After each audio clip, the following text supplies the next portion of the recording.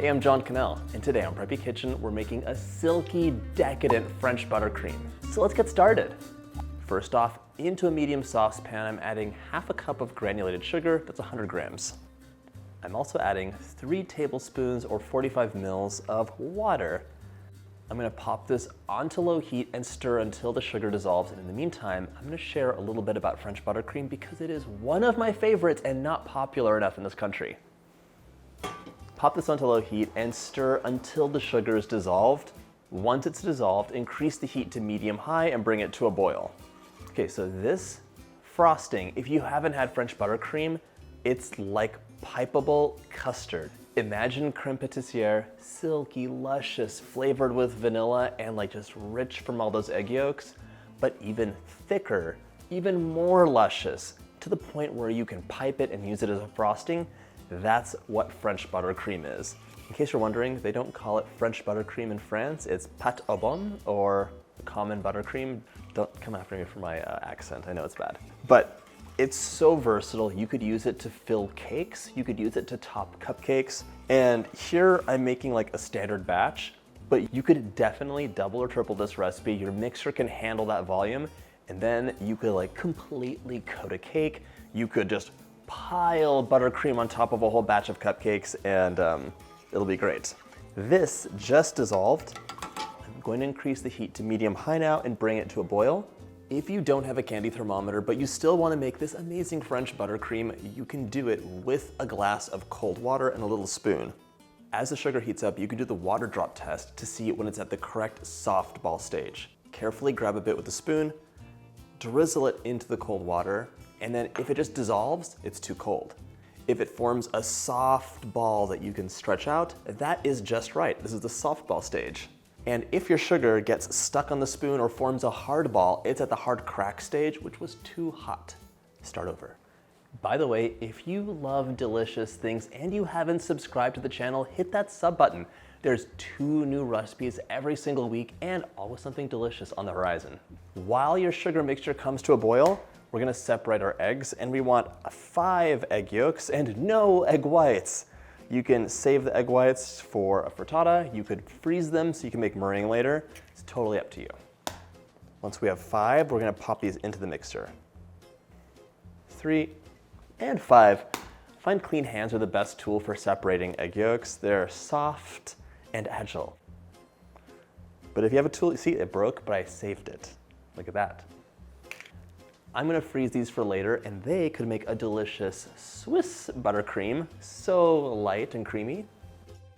Add the egg yolks into the bowl of your stand mixer, fitted with the whisk attachment. All the yolks, don't waste any. Okay. I'm gonna mix this up until they're nice and creamy, so you should see a change in color, it gets a little bit lighter, and it's a bit thicker as well. Okay, so my cooktop is like a dragon's mouth. It is so hot and so much hotter than the normal oven. For most of you at home, this sequence of events is fine, but if your sugar's getting hot while you're prepping things out, that's lighter in color and foamy, by the way. If your sugar's getting hot while you're prepping things out, just take it off heat and then you could warm it right back up. You don't want it going past 240 or even that close until you're ready. If it does, it'll reach the hardball stage. 236, 240. Okay, it's at 240. Take it off heat. There we go. Now, carefully and slowly, oh my gosh, it's so hot. Ah. Carefully and slowly, you can use a towel or a pot holder to protect yourself if it's hot. Drizzle this in while the mixer is running and try to get it into the mixture, not just all onto your ice cold bowl. So I have this on like medium-high right now, and I'm gonna slowly drizzle it in, just like that. Get all of your sugar out. There we go. And I would take a moment just to kind of move that down. You're gonna get some sugar flying out onto the bowl and it'll harden. Just leave it there, don't try and scrape it in. It's fine and the recipe will work perfectly. All right, increase speed to medium-high, and if you feel the bottom of the bowl, it's quite hot right now. Just like when you make Italian buttercream and French buttercream, the mixer has to run until the mixture is room temperature. The next step is adding butter, and if this mixture is too hot, it'll break, it'll get messy, you'll be frustrated. You want it to be silky and luscious, and the most important thing to do right now is just let the mixer do its thing for 5, 10, even 15 minutes, and then when you come back, we'll be on to the next step. Don't rush it.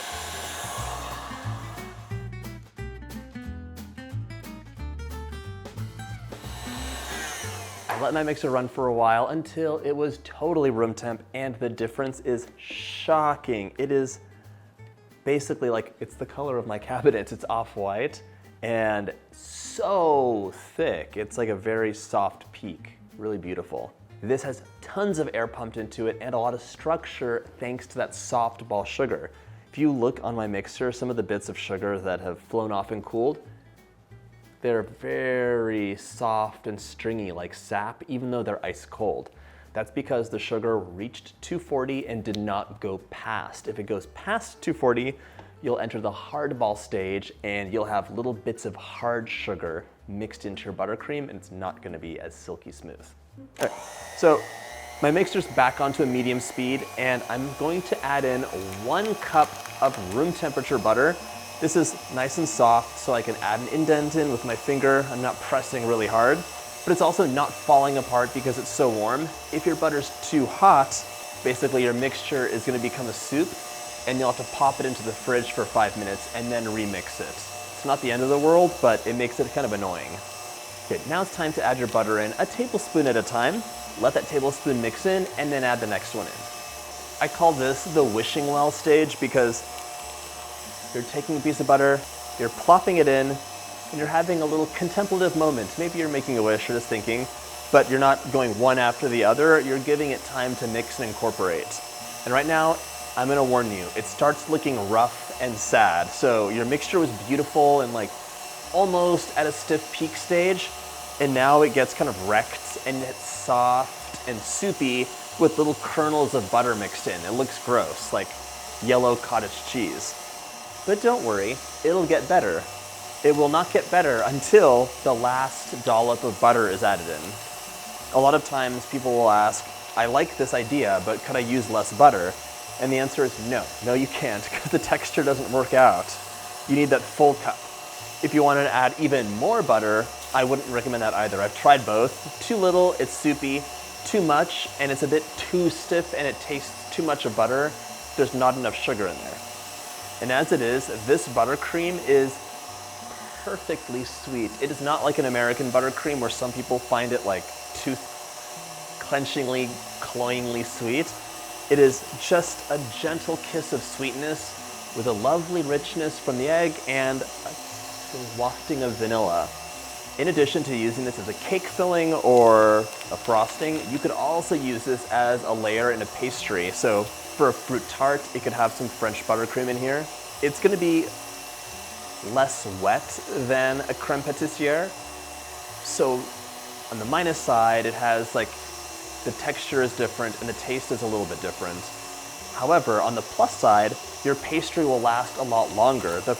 A crème pâte will like seep into your pastry and kind of like soften it up and make it soggy, and this wouldn't really do that. Come take a look at this on the inside. I'm not done with the butter yet, and I want to show you it's coming just coming out of the rough stage. So if you look, you can see like that's what I started with. I had a little bit left on my spatula. It's super glossy and uniform, and this is what we're at now. The butter is getting smaller. It actually looked worse earlier, but this does not look luscious and lovely. But the mixer and the butter will work some magic, and it's gonna be great. Okay, last 2 pieces of butter are going in. 1 and 2. All my butter's in. However, we need some flavor, and that's gonna come in the form of 1 teaspoon of vanilla extract. There we go. If you hate vanilla for some reason, why? But you don't have to use it. You could use like a dash of almond extract, like a 1/4 teaspoon, a little bit of orange blossom water, rose water. You can make it your own, but really vanilla is the way to go here. I'm just gonna put that out there. All right, I'm increasing speed to medium-high, and this is in a mix for about 5 to 6 minutes until it is silky smooth. In fact, to help it out, I'm gonna scrape the bowl down once. It still looks a little broken, a little cottage cheesy, but the mixture will fix everything. And this is optional, but I always add 1 pinch of salt in. It gives you just enough contrast to really taste the vanilla and that custardy amazingness. Mix, mix, mix, and we'll be right back. So I always tell you when bad things happen on the channel, and this is one of my favorite recipes. I make it all the time. I know it backwards and forwards, basically I have it memorized. Look at this. It's been 6 minutes of mixing in the stand mixer, and come take a look. This is the texture I had. It's like beautifully scrambled eggs. So, you see it looks very like chunky. It tastes amazing, but it looks horrible.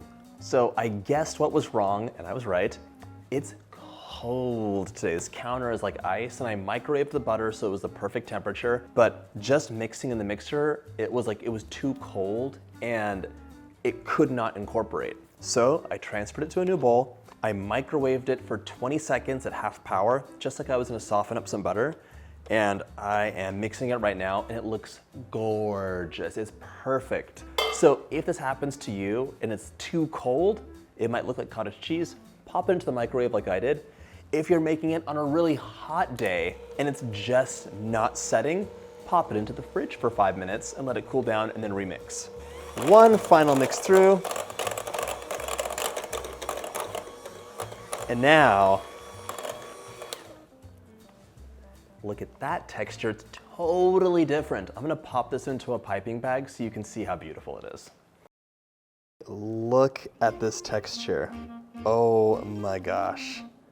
That is just silky smooth and amazing. This stuff really is good. If you haven't tried this recipe, please make this and let me know how you like it. It's one of my favorite things to eat.